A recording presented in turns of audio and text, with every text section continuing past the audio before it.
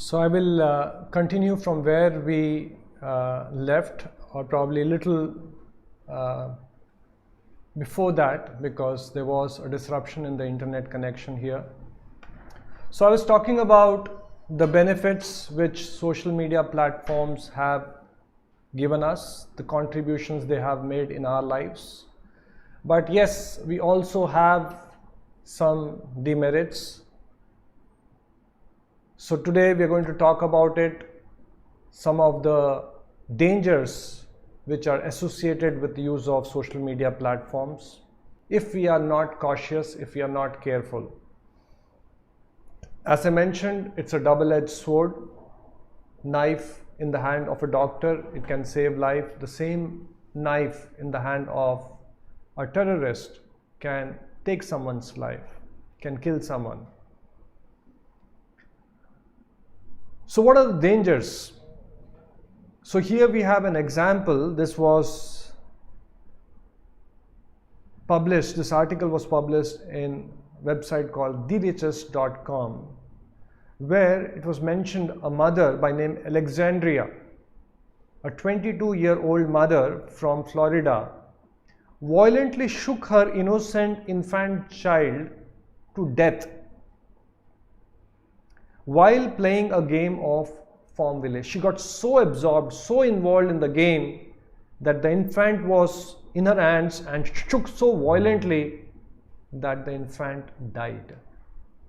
In other words, you can be transported into another world where you're not so much conscious of the real world. There's a term called WhatsApp-itis. It's a very funny thing. The term talks about, there's a newly coined term called WhatsApp-itis, which has recently become popular, meaning that incessant use of thumb to text and operate cellular phones can damage your thumb muscles, causing tendonitis, which is a technical term, medical term. Constantly we are on the phones, and it can numb the muscles, it can damage the muscles, and there's a technical term to that.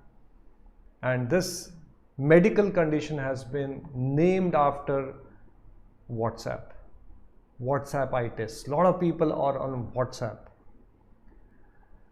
Man dies from gaming-induced blood clot. Playing video games up to 12 hours a day was a regular part of Chris' life. This is a real life example. Chris, a person, used to play for 12 hours a day. The cause of Chris' sudden death was a deep vein thrombosis, a blood clot that occurs when sitting in one spot for prolonged periods of time.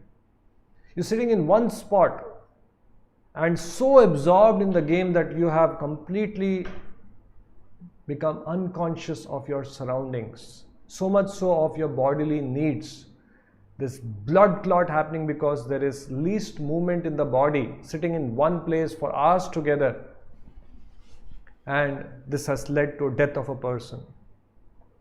There's another term which is a funny term, which is called, just like I talked about WhatsApp-itis, this is called selfie-itis, which is a person having a compulsive need, a genuine mental condition, and people feels compelled to continually post pictures of themselves on the social media.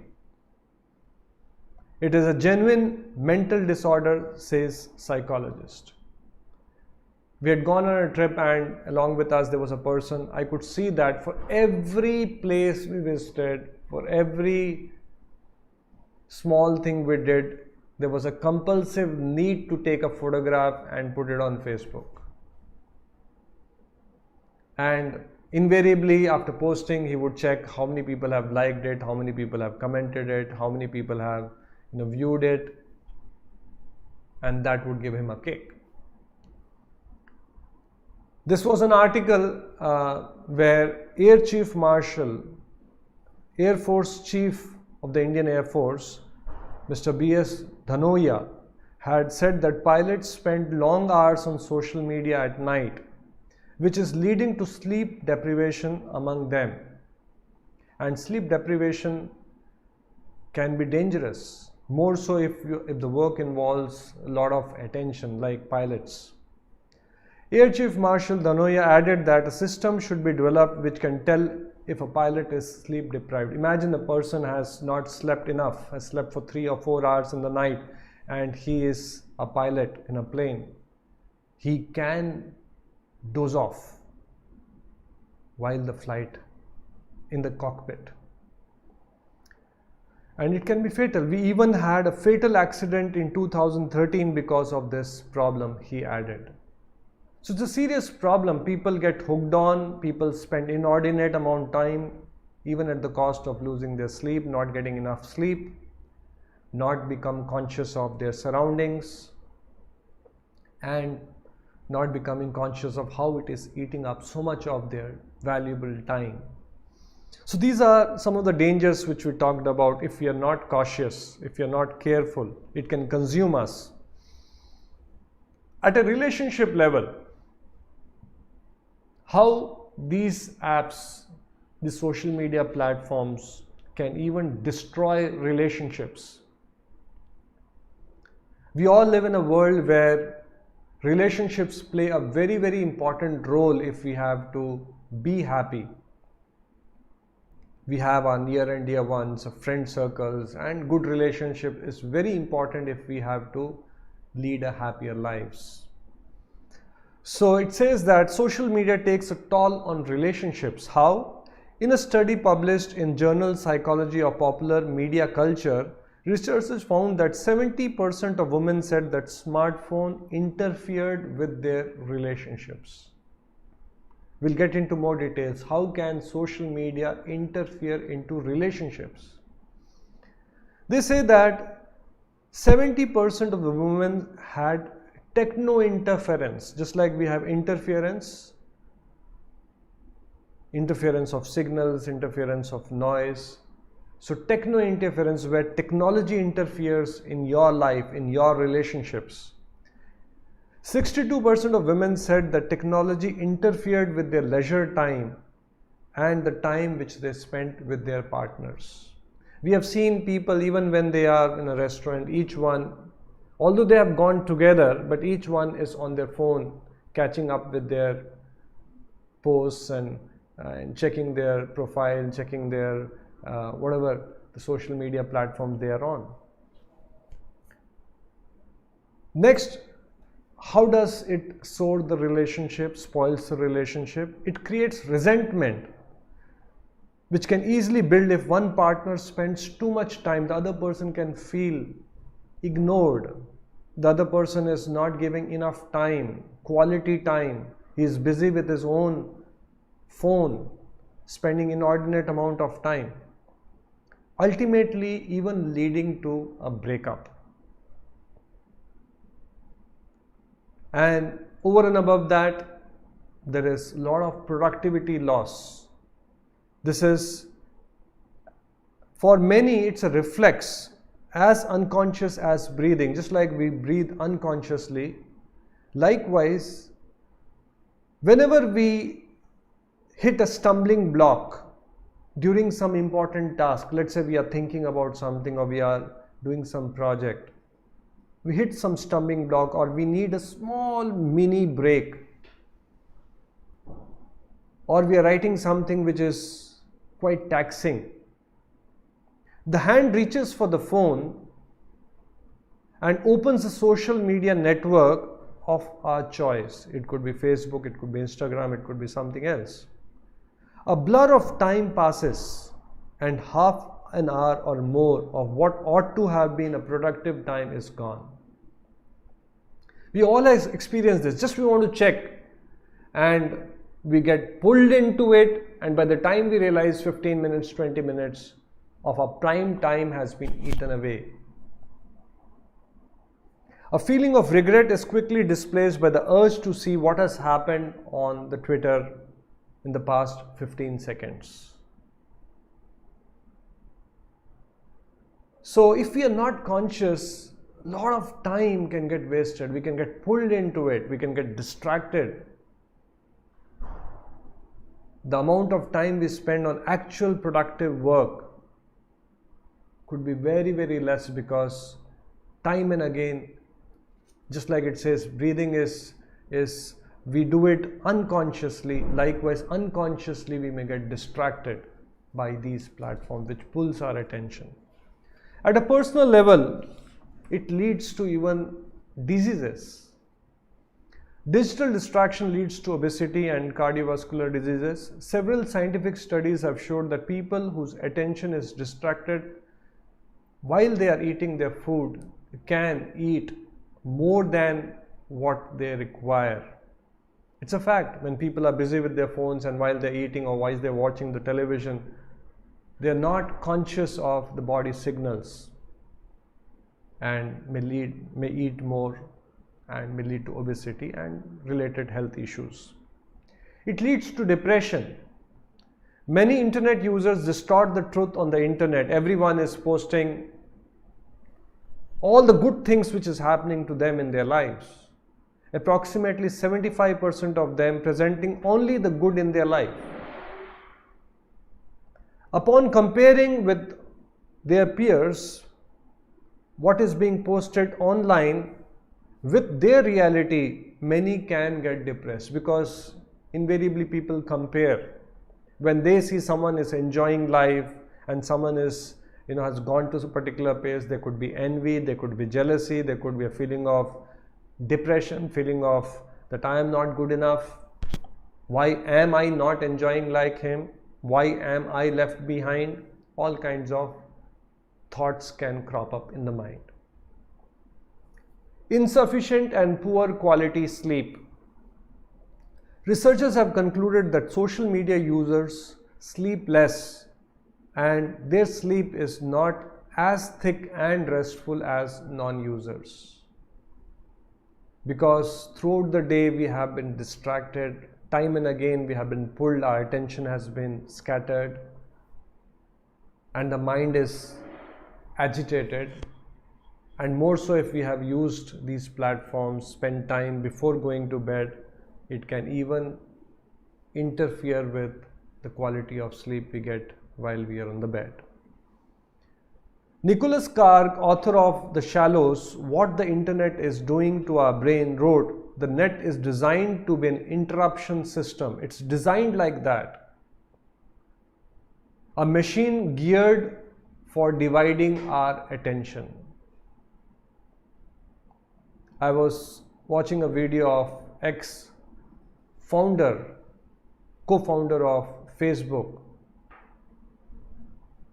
He was sharing that when it was originally designed, it was designed that how when people get a like or someone comments positively, there is a feel-good factor, a release of a hormone called dopamine,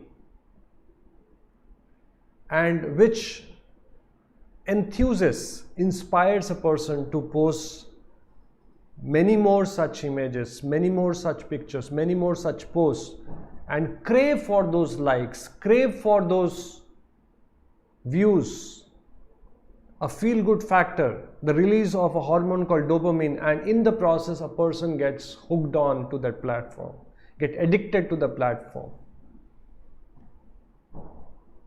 I'll share with you how this habit loop functions.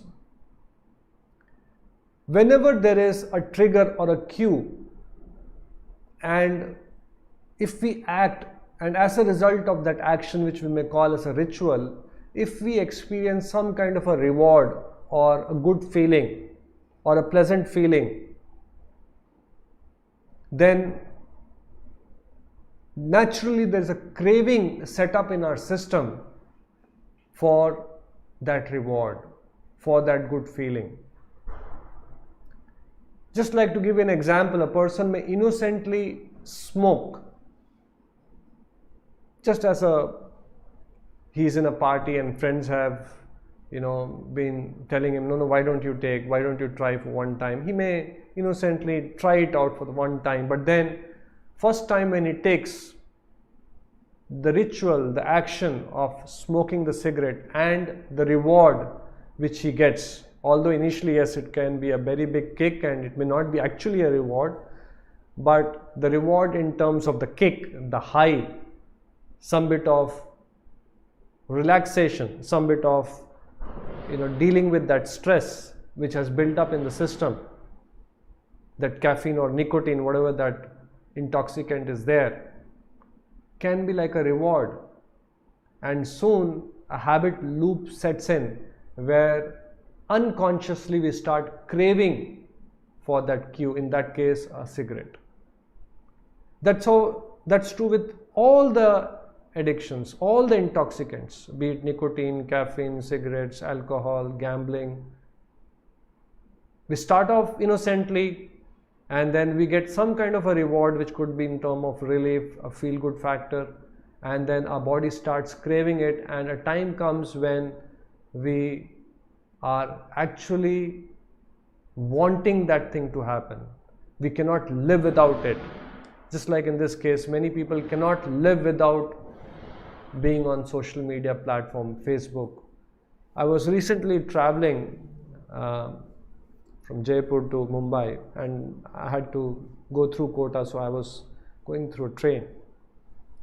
And night in the compartment, I saw there was another person next to the same bogie, same this thing, and 3 or 4 times in the night,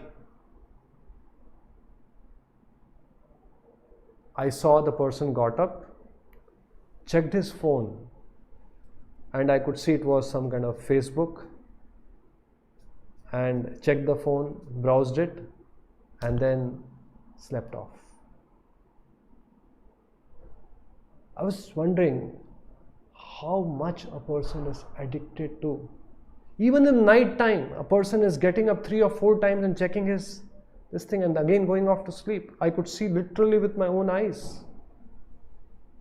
That particular night, I got up early. I wanted to chant, because instead of wasting time, I couldn't sleep. So I got up around 2:30, 3 o'clock, and I saw in front of me 2-3 times a person woke up, checked his posts, and then again went to sleep.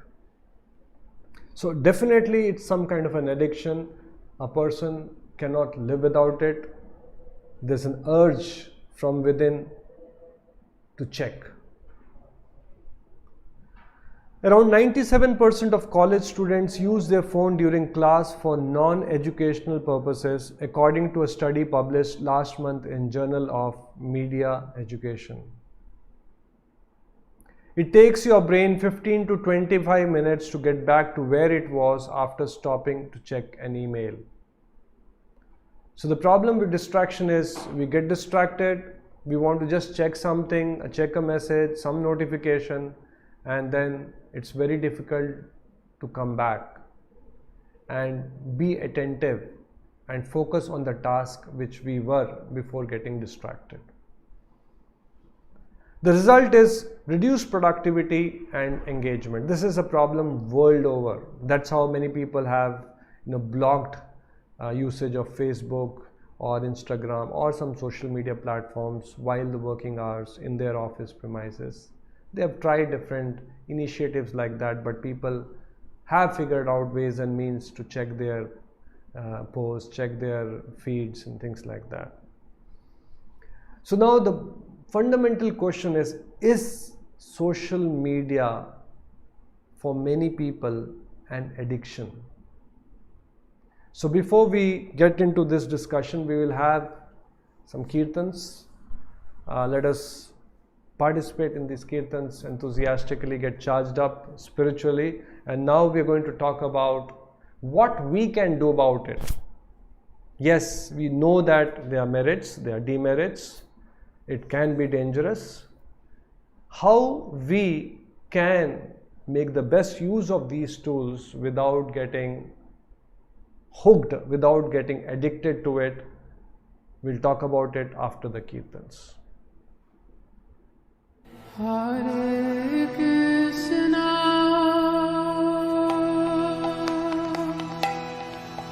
Hare Krishna,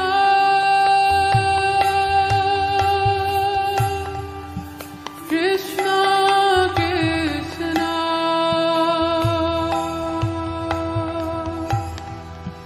Hare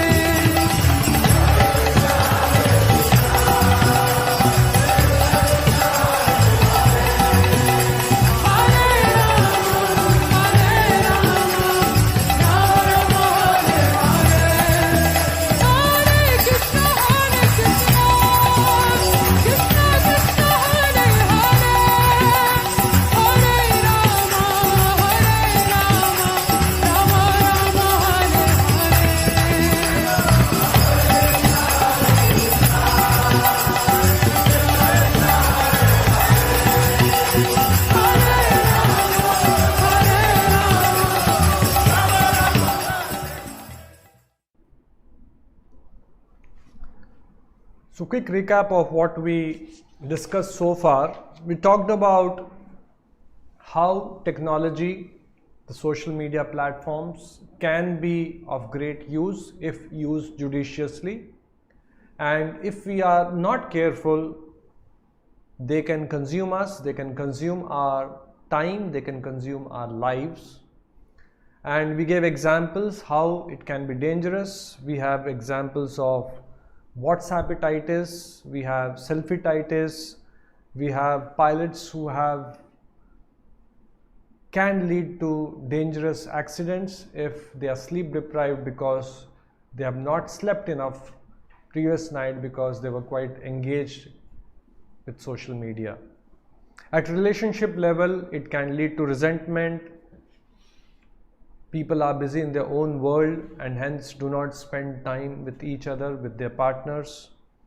And in companies, social media, if not properly used, can lead to productivity loss. And at a personal level, at a health level, it can lead to binge eating, where a person is so busy the social media that he is not getting heed to the body signals that he has eaten enough. He can overeat and can lead to a lot of health related challenges, can lead to depression, can lead to poor quality sleep. Now the question to be asked, Is social media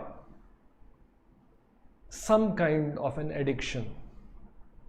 Just like tea, coffee, anything with caffeine, nicotine or intoxicants, in course of time can be addictive.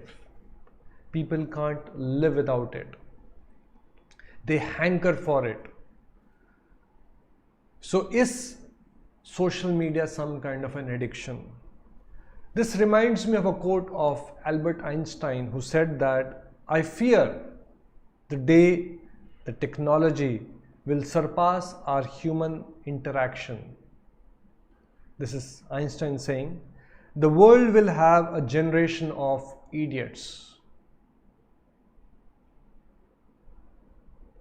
One study of Android users. Now, are we moving in that direction? You'll be surprised. This is one study done by a company for Android users. Found that people tapped, swiped and clicked their smartphones.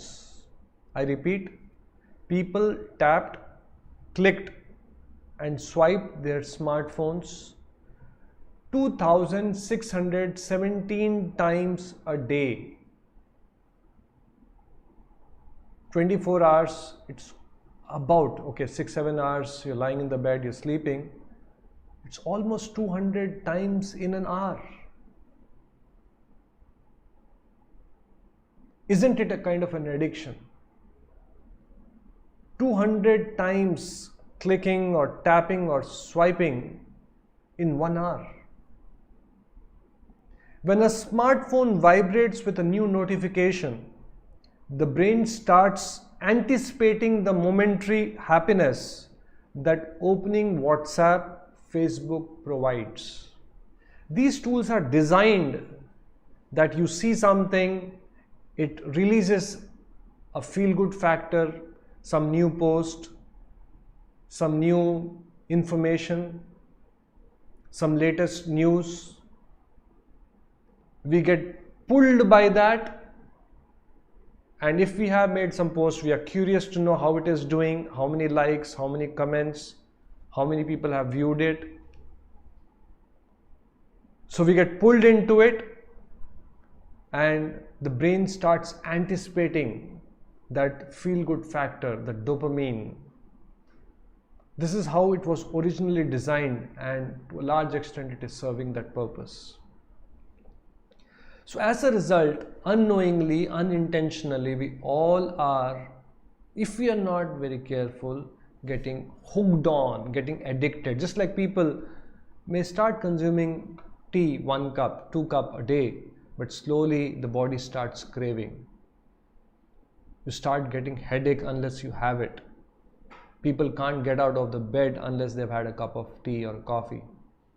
So it's an intoxicant, it's an addiction. There was once a sage who was meditating in the forest, and he was living in a very simple hut. And one day a hunter came to that place and said, "I am going to the nearby river to take my bath. I am keeping this bow and arrow with you. Please, this is my request to you, please keep it very, very careful. Because if I am in the river taking a bath, quite possible somebody can come and steal it, or somebody can come and take it. So I am leaving it in your custody. Keep an eye on it. I know you are busy with your meditation, but I request you to personally take care. Keep an eye on this bow and arrow. I will soon return after taking my bath."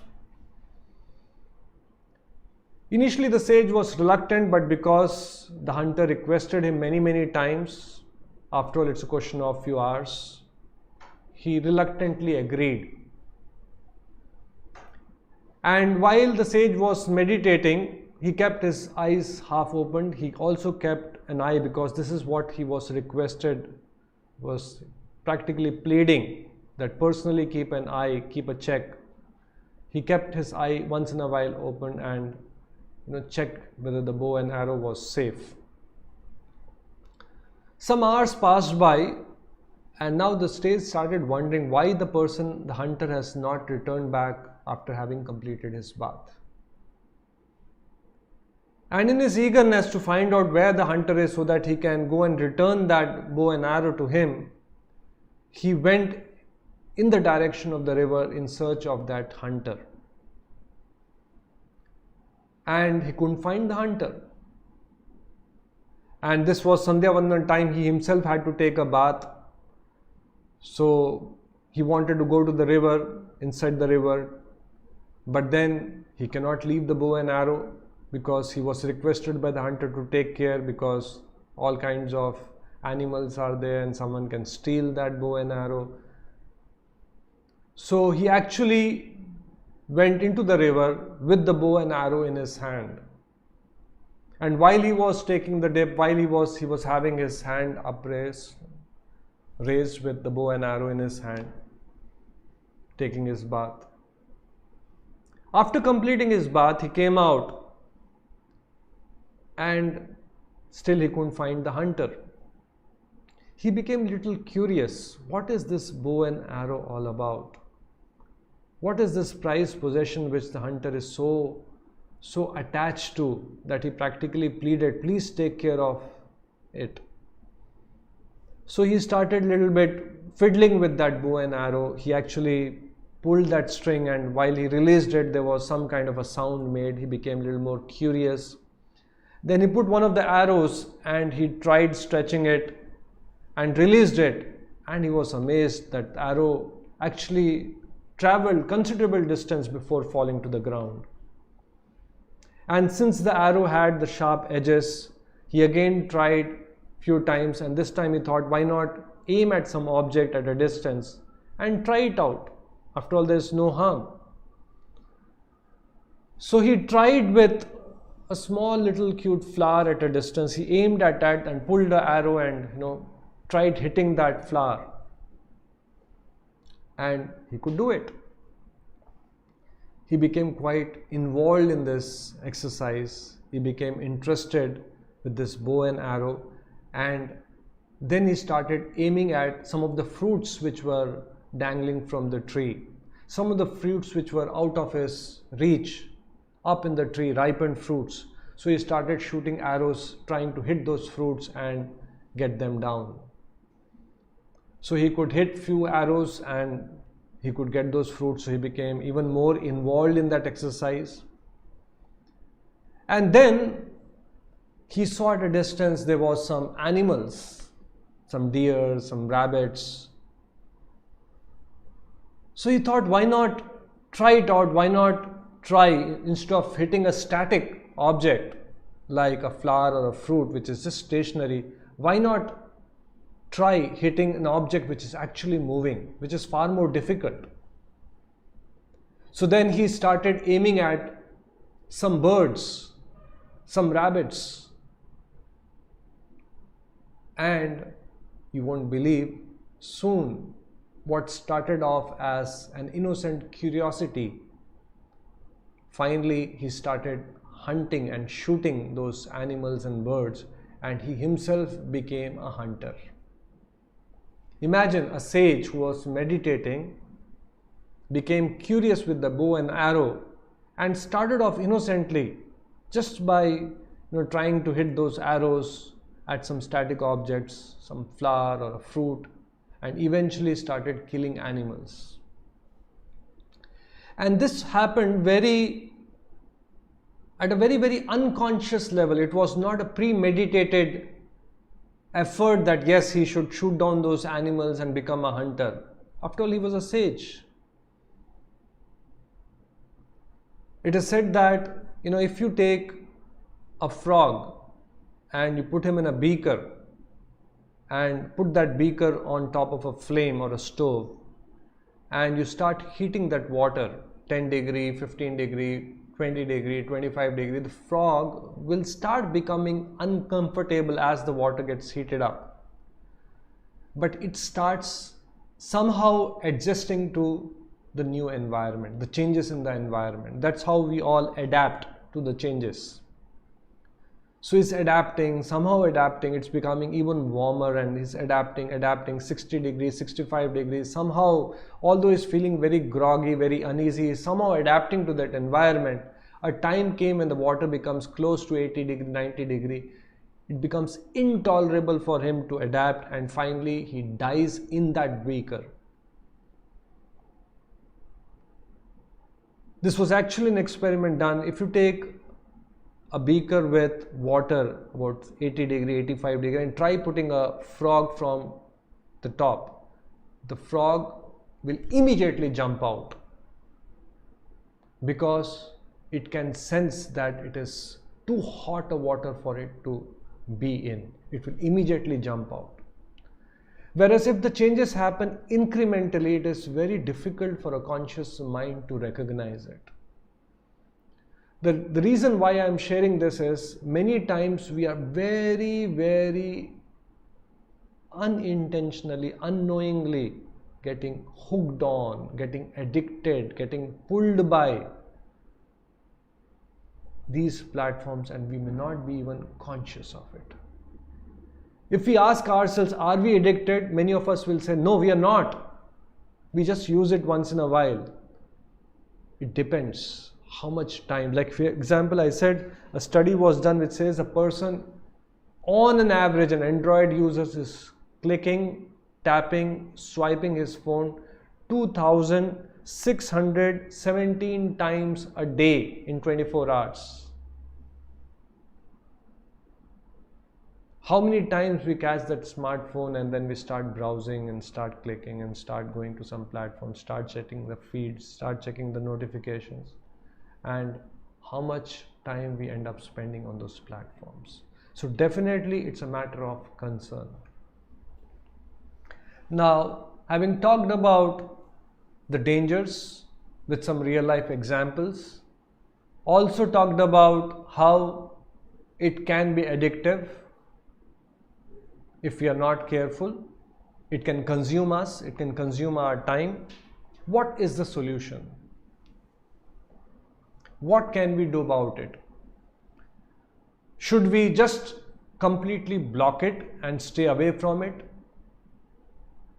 We don't have to, just like many times people say that, I'm fed up with this materialistic world, let me just go to the forest. That's not the solution. We cannot just go to the forest. We just cannot in this particular world stay away from internet, stay away from these social media platforms. It has become a necessity. Many of the banking transaction, many of the transactions or some of the things which we may have, essential goods we may have to buy, has to happen through our smartphones, through some of those applications.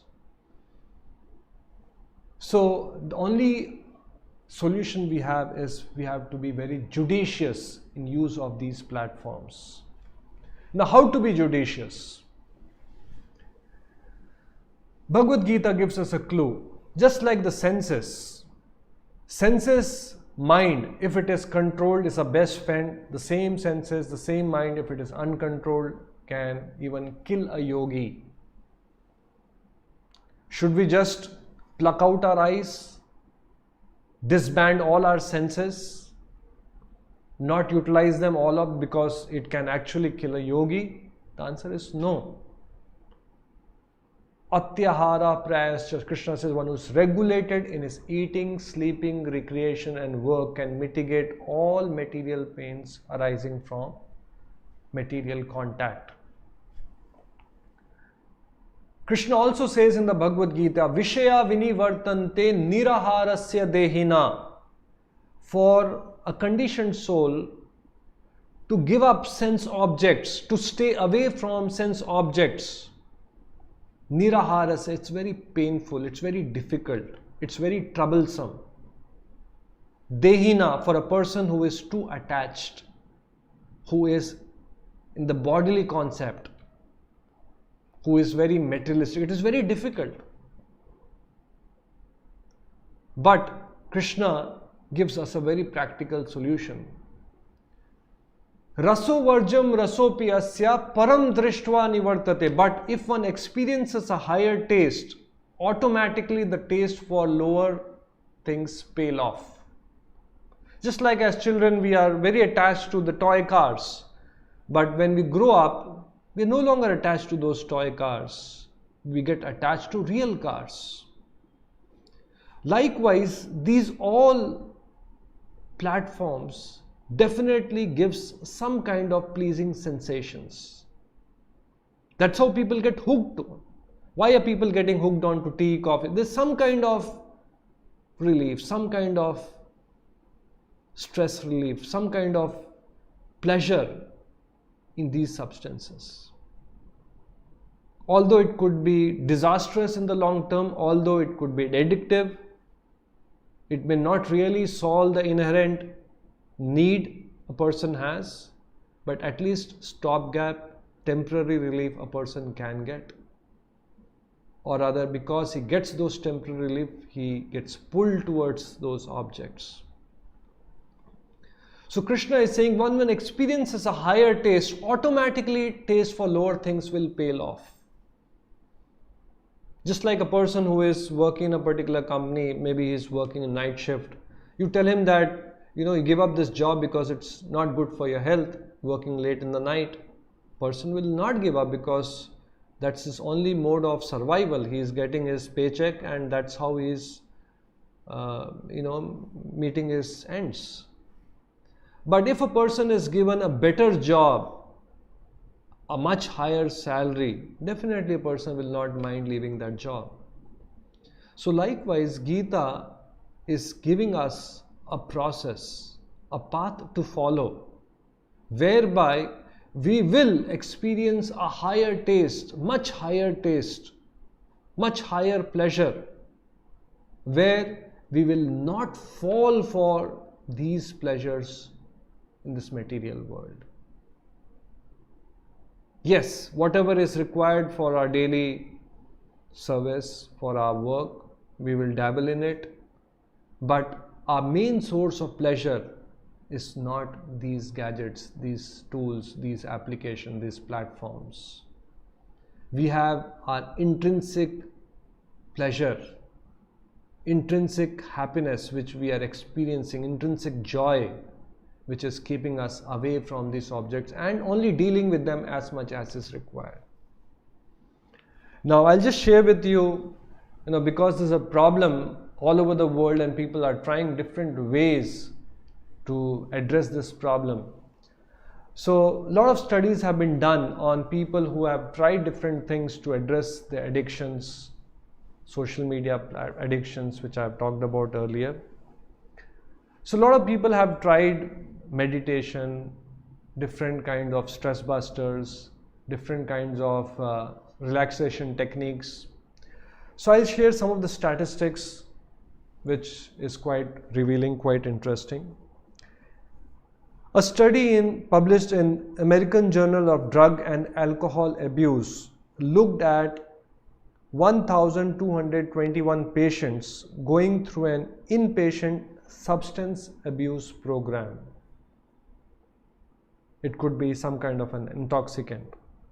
The participants were given EEG biofeedback training, which puts the brainwave pattern of the user into a much more advanced state of consciousness. So we'll not get into technical details. Mota what I'm trying to conclude, I'll share with you, and then we will get what is the recommendation which our shastras are giving. Incredibly, after 1 year of follow-up, 77% of patients were completely drug-free. In other words, this study, the patients who were made to go through a meditation program, 77% of the people were completely drug-free, free from substance abuse. Because through that meditation, they experience some kind of intrinsic pleasure, intrinsic happiness, intrinsic joy.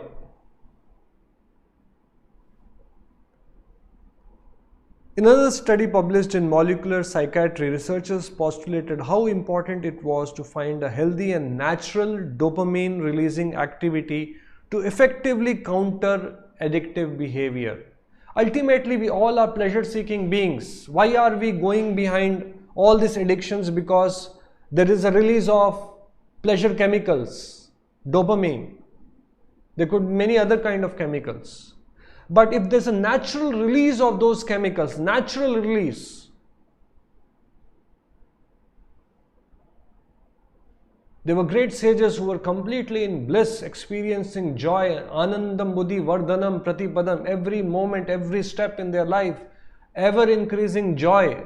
They were not taking intoxicants, they were not taking some kind of substances.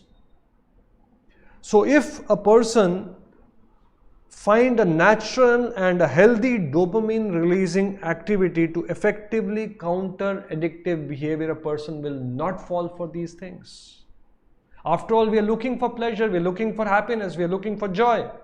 Anandamayo bhyasat. If a person is hungry, he has not eaten, he'll eat any damn thing. He'll eat even a rotten food, a rotten chapati he will eat because he's hungry. He's dying of hunger. There were two brothers, when there was an earthquake in China, the building collapsed. After 6 days, they were trying to remove all the debris and see if there is someone. After 6 days, they retrieved these two brothers who were completely submerged in the debris of that building. And after 6 days, quite surprising, they were alive. And when they were interviewed, how could one live for 6 days without eating, without having water to drink? You'll be surprised. The brothers shared, because there was nothing to eat, there was nothing to drink. They actually drank each other's urine. Very surprising. Necessity is the mother of invention. Where there is nothing to drink, a person will quench his thirst even drinking a urine. For us, it is obnoxious.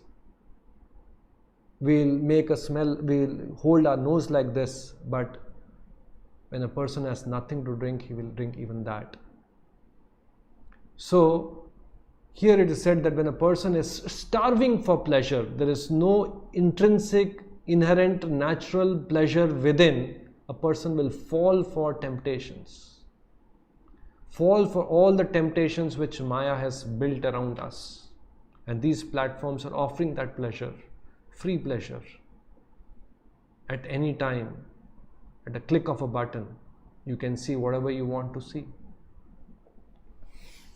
A landmark study at the John F. Kennedy Institute found that dopamine levels of participants were boosted to a whopping 65% during meditation.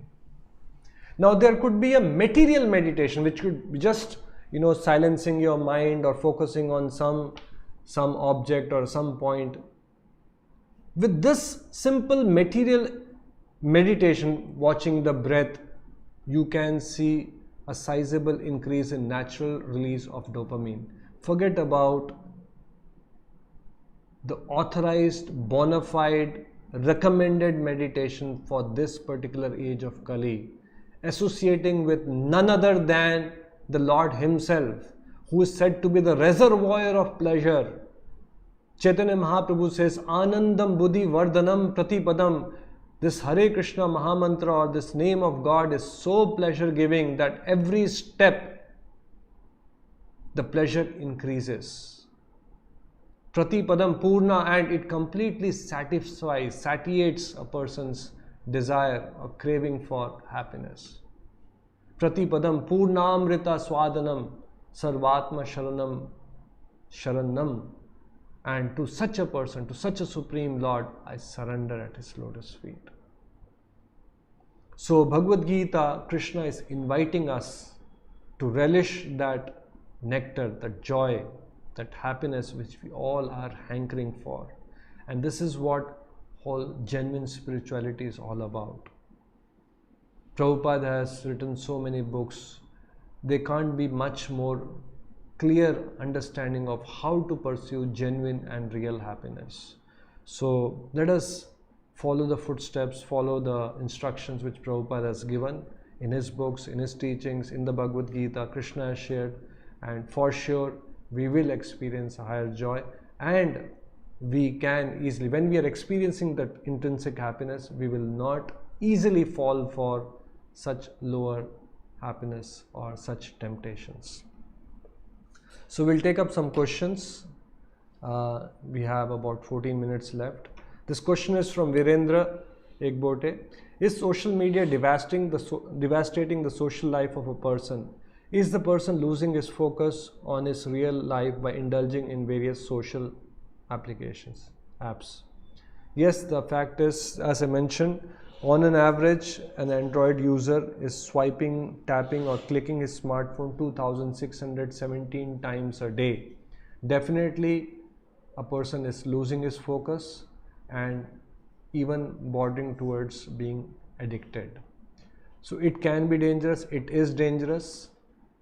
All what we have to do is be cautious, be careful, and also have access to higher taste, higher pleasure, so that we don't get easily tempted by the lower pleasures which Maya is offering in this world. This question is from Ajay Raj Sharma. Social media overpowers us when we start associating our worth with the validations we get it through likes, dislikes. And at the same time, we can't stop using it. How can we manage this? This is something similar to what I have shared, just like the senses. In this world, we cannot live without indulging in some form. We have to eat, we have to keep our eyes open and transact with this world. A lot depends on how much we indulge, how much we dabble with the sense object, and how do we dabble with the sense object. So if we lead a regulated lifestyle, that's why Krishna also says, one who eats too much or eats too little, sleeps too much, does not sleep enough, cannot be a yogi. One who is regulated in his eating, sleeping, recreation and work can mitigate all material pains. So likewise, in our use of these apps also we have to be regulated.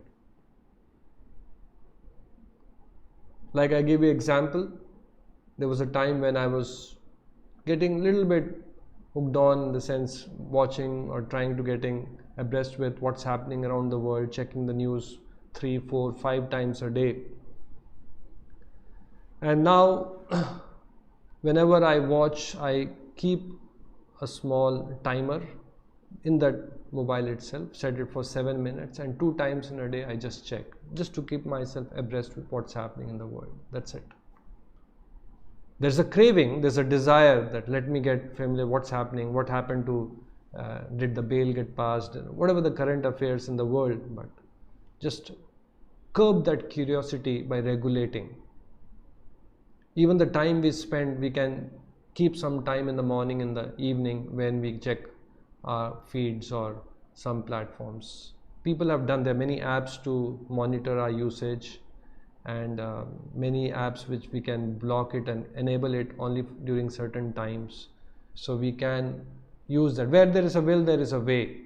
First we should realize that we have a problem, and then definitely if we are sincere, we will get some solution, we'll get some insight. There are a lot of people facing this challenge, and in the YouTube itself you'll find many applications, many information which can help us regulate our usage.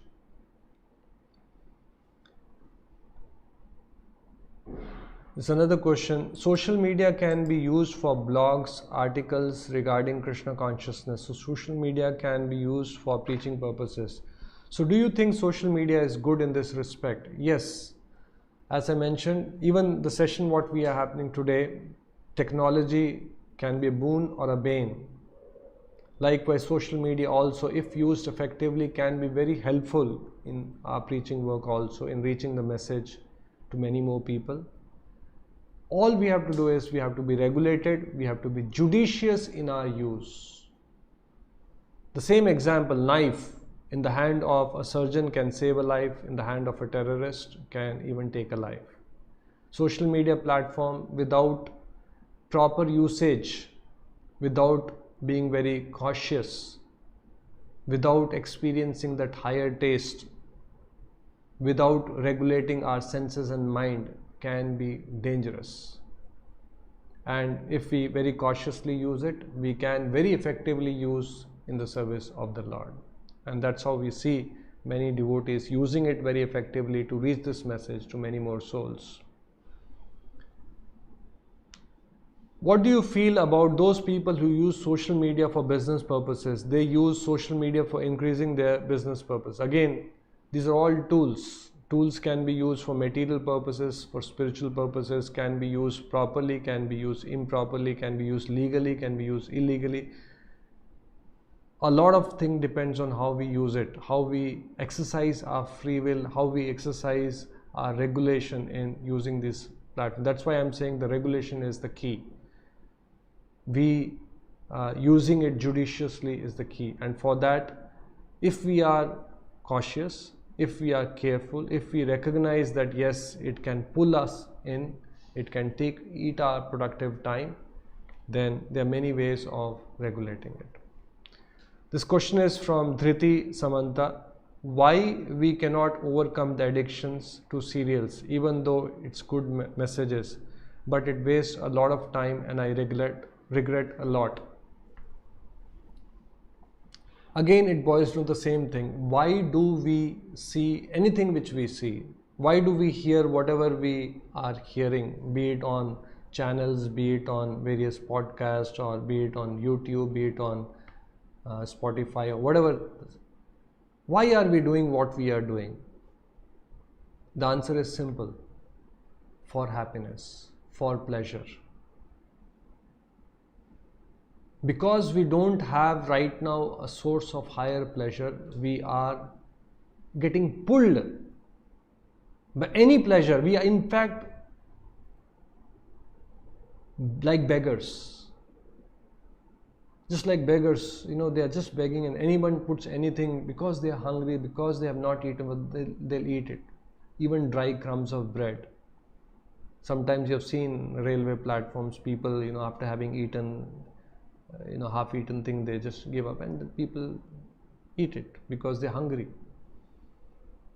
So why are we falling prey to all these lower pleasures? Because we are pleasure-seeking beings, and we don't have a natural source of higher pleasure.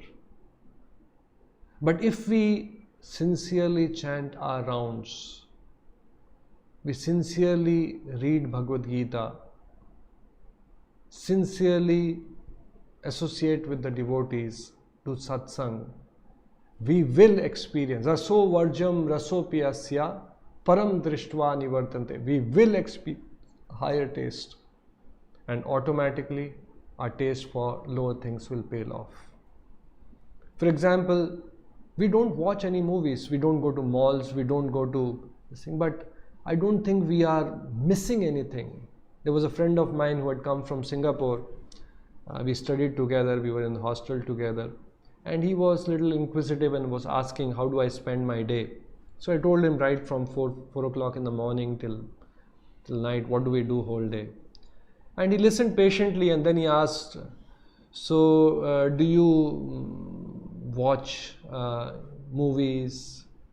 Do you go to, is it allowed? He was a little curious, and he really couldn't fathom, after all, I am in this dress, a devotee, and it was quite alien to him. So he says, so you can't watch movies, or you don't have television, you don't watch serials. So at one time I could see he was feeling, okay, then the life is quite bland.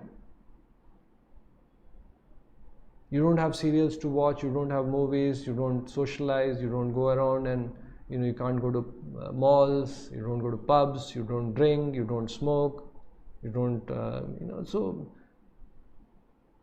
so according to him, he felt, I could make out that life is quite bland. But unlike that, frankly speaking, by the mercy of Prabhupada and Krishna, our life is quite rich. Devotees start the day singing and dancing. There was one devotee who had gone to the US to make some show for a temple in Bangalore. And while they were interacting with some of those producers there in the US, so they asked, how does your day begin? And then he told, okay, we start the day quite early, and all the devotees take a bath early morning, and then they assemble in the temple hall and start day with prayers, and we sing and we dance. So when this person listened, he was quite amused. Okay, start the day with singing and dancing. And then when he was introducing this devotee to another colleague of him, he says, here is an interesting person who starts the day, who gets up early in the morning and starts singing and dancing, which is actually a fact. Our day starts,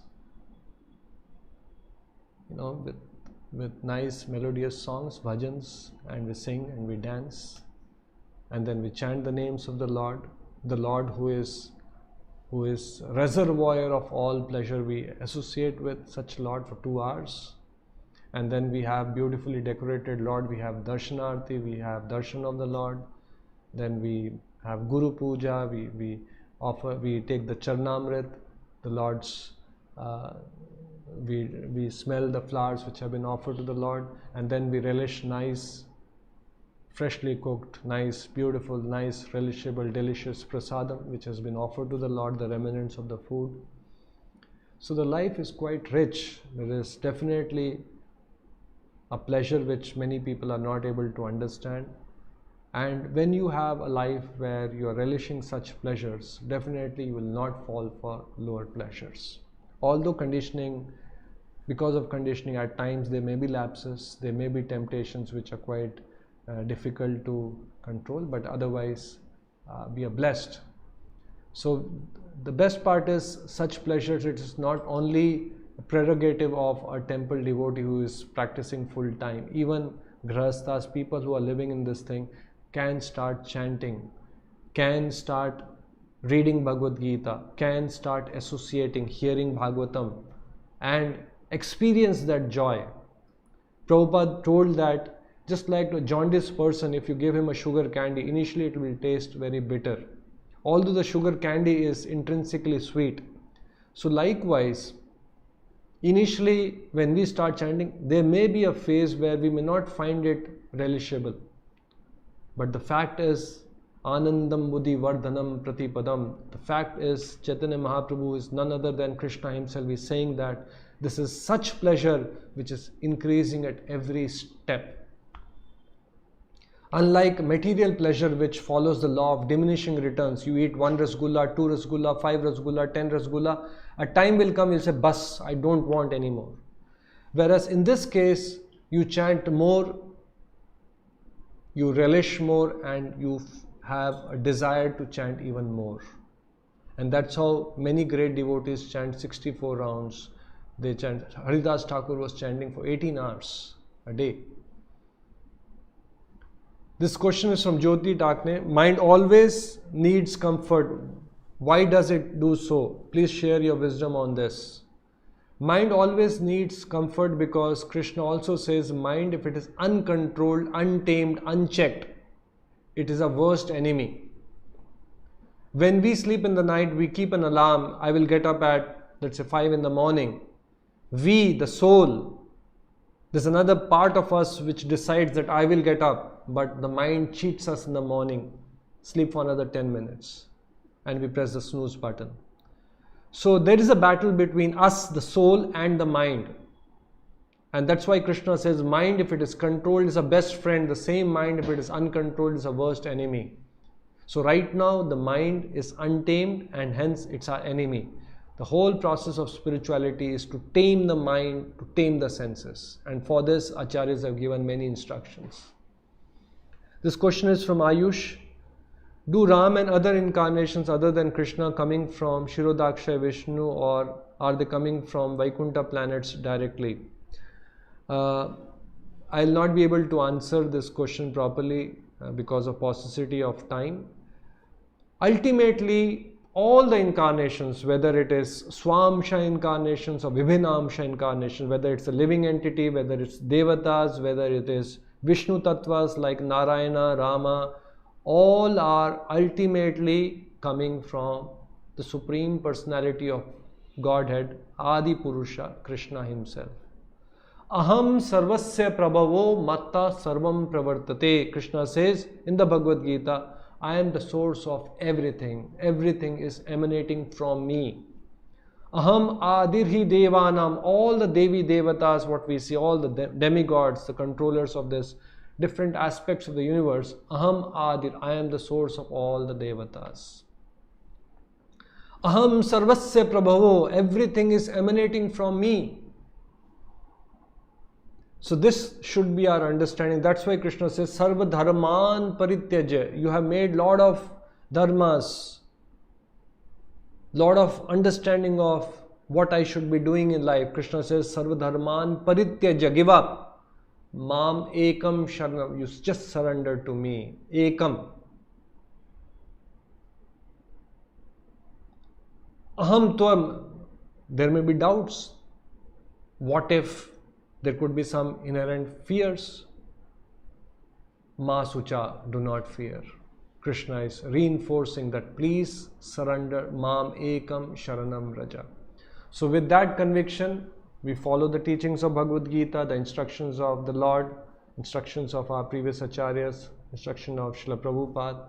And if we follow this process, we will experience a higher taste, a higher joy, intrinsic joy, which is deep within us, which is dormant in our heart, the love of Lord.